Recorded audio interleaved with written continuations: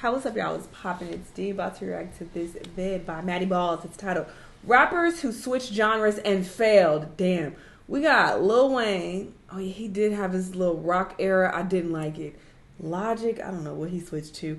And Kid Cudi. What genre did he switch to? I really like Kid Cudi's music for the most part. I didn't know that he was trying out other genres. Honestly, his music is kind of a concoction of different genres, I would argue. But anyway, let's hear what you have to say. Let's watch. Over the years, we have seen many rappers successfully switch genres, making an album in a completely different style. A lot of these rappers have done so very successfully and have been well received. However, there are a select few that haven't, and when they failed pretty hard. Damn. So today we are going to be looking into rappers who switch genres and then failed, starting off with Lil Wayne. Also, real quickly, I just need to say something. I'm going to alter the footage so the 12-year-olds out there can understand. Just because you don't like Machine Gun Kelly does not mean he failed when he switched to his emo rock. I don't like his music either, but he pulls in crazy numbers, so please do not comment that he failed. So now that we got that out of the way, let's continue with the video.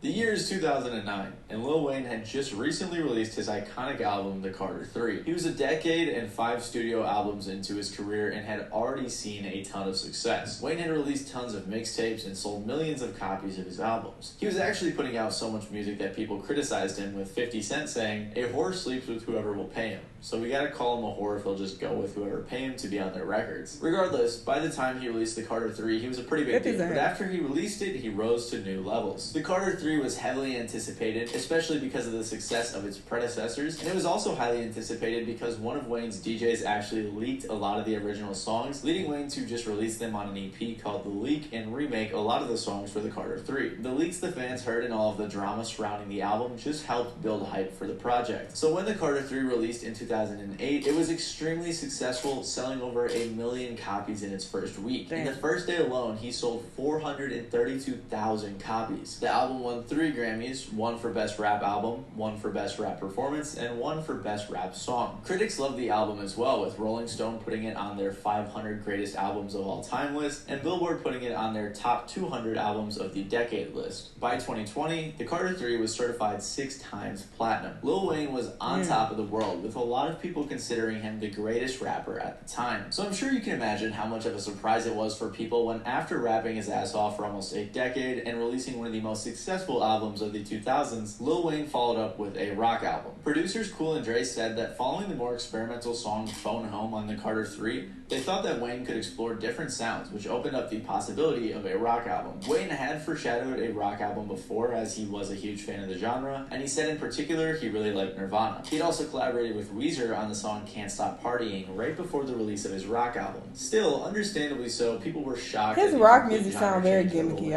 It didn't help that Lil Wayne himself said the album was originally going to be leftover songs from the Carter 3 studio sessions. Even some of the producers that worked with him on the project, Infamous and Drew Correa, were shocked. Correa said, "We thought he was joking," and Infamous said, "There were rumors Wayne was working on a rock album, but I assumed it was just 808 drums with guitars on it. But that night when we worked on the track, Wayne said that he wanted lots of drums, bass, and guitars. Drew started to add organs, and Wayne said no. That's when I realized it was going to be a real rock album." Lil Wayne said in an interview with Billboard, "I don't want people to think I'm trying to do something I can't do. Don't think you're going to put the album on and hear me screaming and singing." He went on to say that he has no limits on this album and that he's just having fun. So after releasing the singles Prom Queen, On Fire, and Drop the World, he released the album Rebirth in February of 2010. The only hip-hop track on the album was Drop the World with Eminem, which was a very successful song. The rest of the album, however, was received very poorly. It did alright commercially, selling 176,000 copies first week. I mean, that's a lot. Assume that most people were just checking it out because it was Lil Wayne, and they probably weren't giving it too many more spins. In comparison to his previous album's million first week sales,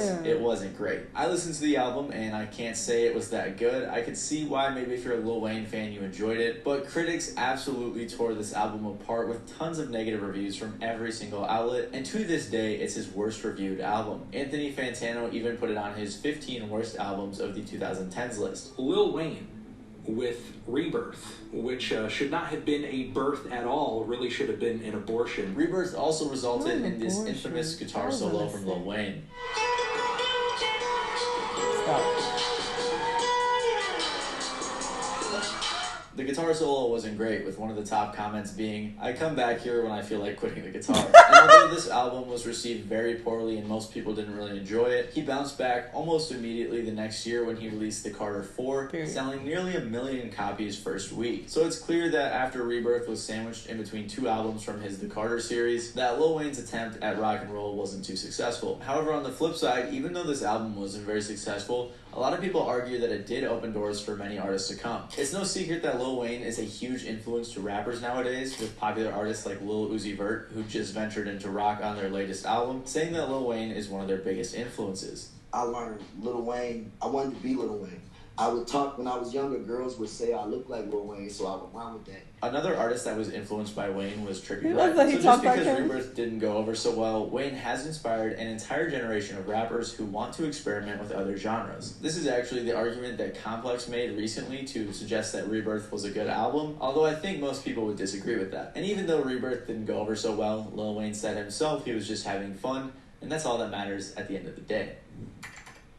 Logic, what is In 2019, Logic released his book His face. Supermarket, which actually made him the first rapper to have a New York Times #1 best-selling book. But the issue wasn't that he dove into the genre of literature. It was the accompanying soundtrack that dove into the genres of rock and pop. In 2019, Logic wasn't in the best spot of his career. He had been under a lot of scrutiny and was going to be under even more following his next 2 projects. Logic has always been scrutinized in the rap game for his biracialness and how often he would pull inspiration from his influences. However, he still did have some talent and made some pretty good albums like Under Pressure, The Incredible True Story, and others. Logic made himself much more easy to hate after releasing the album Everybody in 2017, which contained tons of lines about his biracialness and just plenty of other corny stuff. Before releasing the album, Logic said, "It's about me being black and white, seeing life from 2 different sides." It was his most successful album and gave him his biggest song to date, Everybody. a song Oh, I about hated that mental song. illness. But this song was Oh. also subject to much criticism for being bland despite having a good message. On top of that, many people viewed it as corny, which didn't help Logic's image. Then, in 2018, after tons of people were making fun of Logic for how often he brings up being biracial, he finally snapped on the remix of Royce da 5'9's song Caterpillar. Halfway through his verse, all of which he just spent rapping about how he wants to be a good person and promote equality, he kind of just stops rapping and starts talking.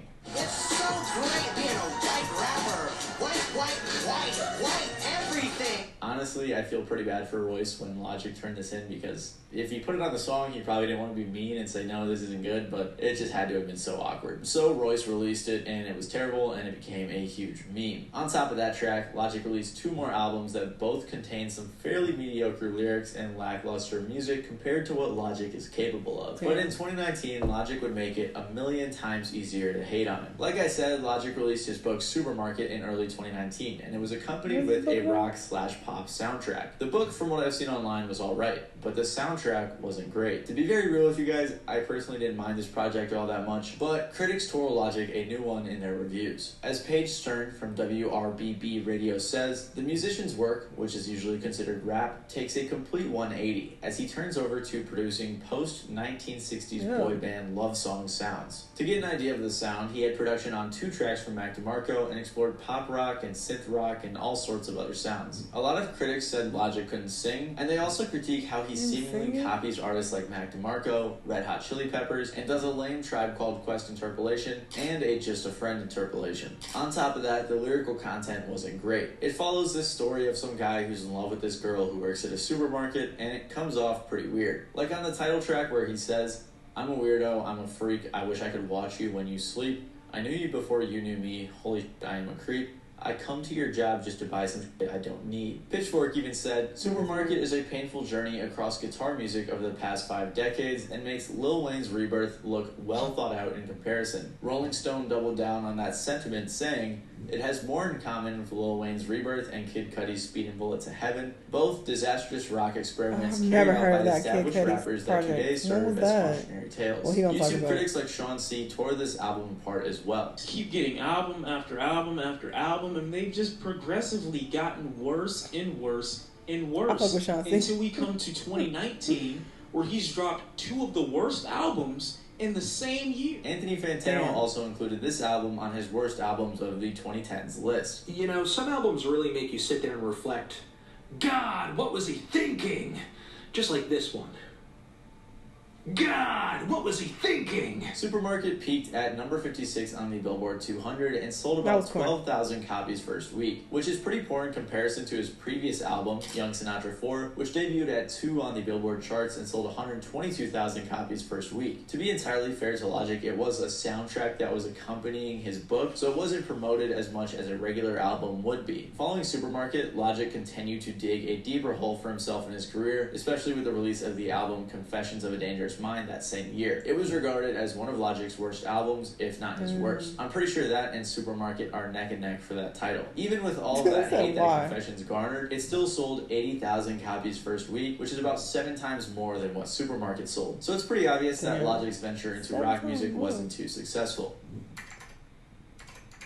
In January of 2011, Kid Cudi took to Twitter to announce that he was releasing a rock album called Wizard, alongside his close friend and collaborator, Dr. Genius. After a year of teasing, promo, and announcing a tour, Kid Cudi and Dr. Genius released their rock album Wizard in February of 2012. The album debuted at number 3 on the Billboard 200 charts, sold 66,000 copies first week, and debuted on both the rock album and alternative albums charts as number 1. For Kid Cudi's first venture into rock music, it was fairly successful. However, it would foreshadow something much worse. You have to remember that in 2012, when Cudi released Wizard, he was coming off of one of the biggest peaks of his career. He had worked with Kanye on 808s and Heartbreak, released his hit single Day and Night, and had also released his classic album Man on the Moon 1. He was headlining festivals, collaborating with big artists, and working with large brands. So it makes sense as to why he was able to experiment with sounds like he did on Wizard and still get support from his fans. However, by 2015, Cudi was in a rough place. 5 years prior, he released Man on the Moon 2, so fans were patiently waiting for the third installment. He had been teasing it for years, but ended up releasing multiple albums before it. Cudi also said that his 2015 album, Satellite Flight, The Journey to Mother Moon, would be a prelude to the third Man on the Moon album. So when he said he was going to drop yet another album before that, fans were pretty disappointed. He was also dealing with a lot of mental health issues, which caused him to fall into drug use. So he made an album about it and released it in December of 2015. And that album was called Speedin' Bullet to Heaven. This album was, like Wizard, a full-on rock album. However, unlike Wizard and a couple of songs on Satellite Flight, Speedin' Bullet to Heaven wasn't as good,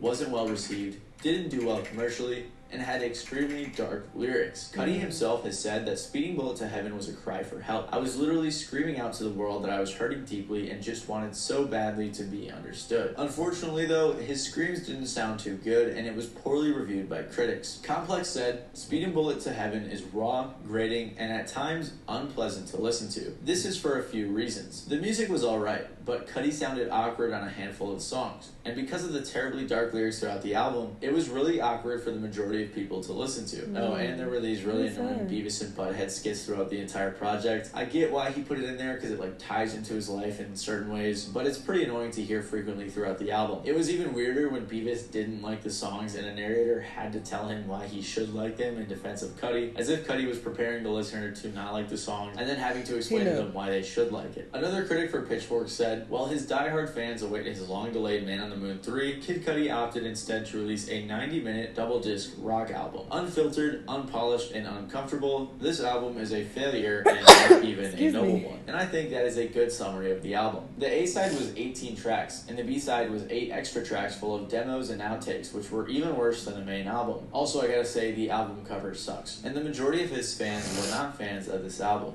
Oh my god.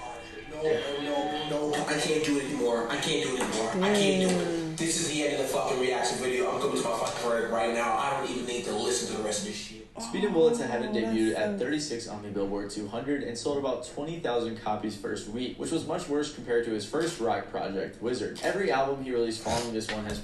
This is my shit. I forgot what this is called. Is it called Man on the Moon? I forgot.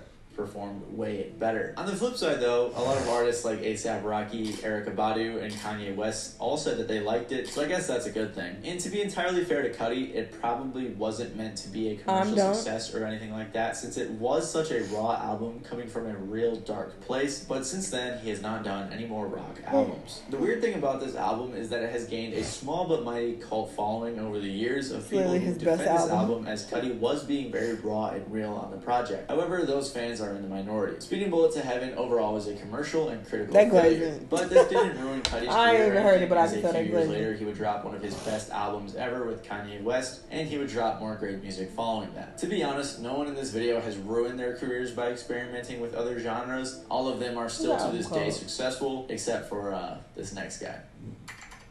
Vanilla.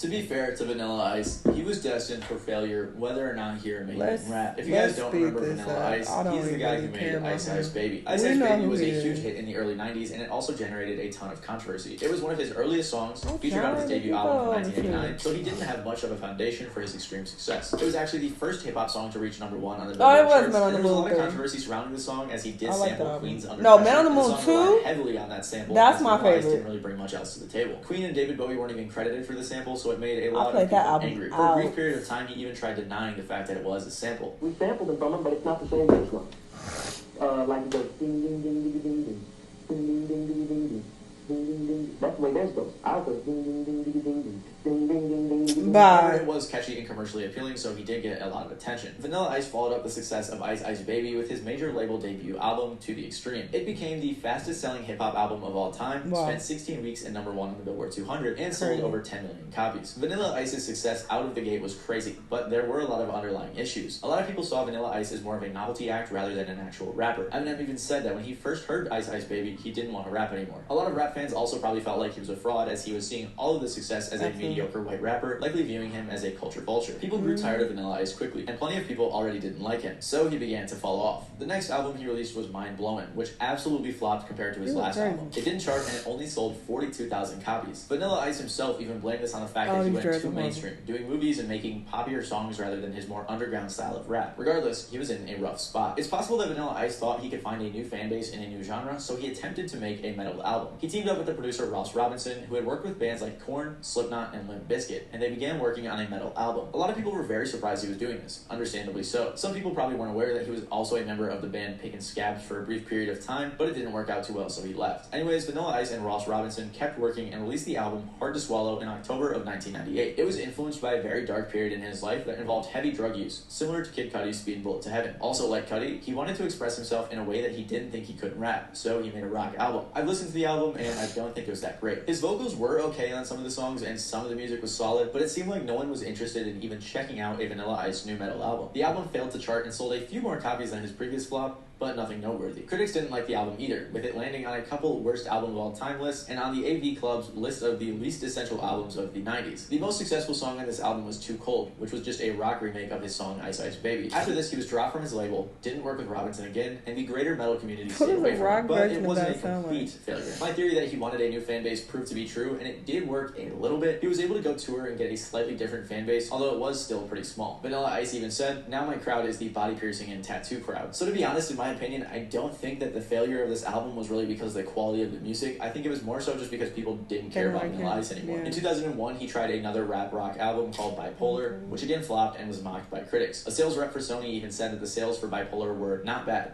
for Vanilla Ice. The most success that Vanilla Ice has seen after Ice Ice Baby is getting a stand named after him in JoJo's Bizarre Adventure. It's like the third thing that pops up on Google when you type his name in. So like everyone else on this list, the genre switch did not work out for Vanilla Ice in the long run. Anyway, like I said, I had no idea that Kid Cudi released a rock album. But like I said, it makes sense, though, because his sound, like, is a mixture of so many different genres. But, yeah, it sucks, I bet, to, you know, veer into a genre that you're interested in and feel like, oh, people gonna fuck with it because they fuck with me and I have something to contribute to this other genre, and people are just like, stop. But I also think it's because people don't really like change. Once they start to view you as a certain type of artist, when you try to migrate into other genres, people are apprehensive to, you know, listen to it or to give you an actual honest chance. So it's probably that combined with the fact that, yeah, maybe their projects just wasn't good. You know, so just like, this is just not good. Stick to your day job, which is rap. Okay, that's your primary genre. Stick with that, buddy. As far as Lil Wayne, though, I definitely didn't hear his entire rock album, but I remember hearing a few select songs and being like, no, this is not it. I think he even had a song with Nicki Minaj that was like rock, and I was like, oh, I hate this. And there was another one. Is I Feel Like Dying a rock song? But yeah, what was I saying? I Feel Like Dying. I don't know if that was considered a rock song, but I actually did kind of like that song. I think it was. So that one was decent. But a couple of the others that I heard, I was like, no, just stop. Go back to rapping. But anyway, y'all let me know what y'all think. Let me know what other videos you want me to watch, and I'll see y'all in the next one. Bye!